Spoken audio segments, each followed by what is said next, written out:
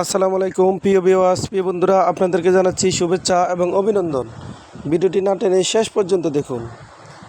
আরব দেশে নিজকে স্বাবলম্বী করুন। প্রবাস জীবনে নিজকে দক্ষ হিসেবে গড়ে তুলতে আরবি ভাষার বিকল্প নেই। ভিডিওটি ভালো লাগলে সাবস্ক্রাইব করে সঙ্গেই থাকুন।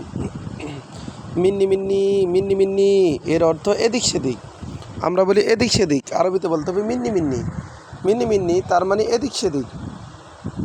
আলিবাবা আলিবাবা এর অর্থ ফাঁকিবাজ। আমরা বলি ফাঁকিবাজ, আরবিতে বলতে হবে আলিবাবা। আলিবাবা তার মানে ফাঁকিবাজ। আলাতুল আলাতুল এর অর্থ সবসময়। আমরা বলি সবসময়, আরবিতে বলতে হবে আলাতুল। আলাতুল তার মানে সবসময়। সোরা সোরা সোরা সোরা এর অর্থ তাড়াতাড়ি। আমরা বলি তাড়াতাড়ি, আরবিতে বলতে হবে সোরা সোরা। মিয়া মিয়া এর অর্থ খুব ভালো। মিয়া মিয়া এর অর্থ খুব ভালো। আমরা বলি খুব ভালো, আরবিতে বলতে হবে মিয়া মিয়া। সাওয়া সাওয়া সাওয়া সাওয়া এর অর্থ সাথে সাথে। আমরা বলি সাথে সাথে, আরবিতে বলতে হবে সাওয়া সাওয়া।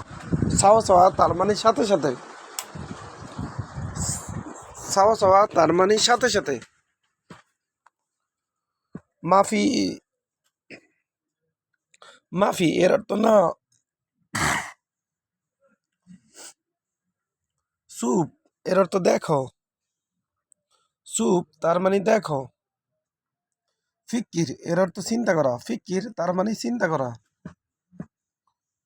কাজ্জাব কাজ্জাব এর অর্থ মিথ্যাবাদী। কাজ্জাব এর অর্থ মিথ্যাবাদী। সোয়া এর অর্থ অল্প অল্প। লেশ এর অর্থ কেন। লেশ তার মানে কেন। এস এর অর্থ কি। এস তার মানে কি। নফর এর অর্থ মানুষ। আমরা বলি মানুষ, আরবিতে বলতে হবে নফর। জৈন এর অর্থ ভালো। জৈন তার মানে ভালো। জেদিদ এর অর্থ নতুন। জেদিদ এর অর্থ নতুন।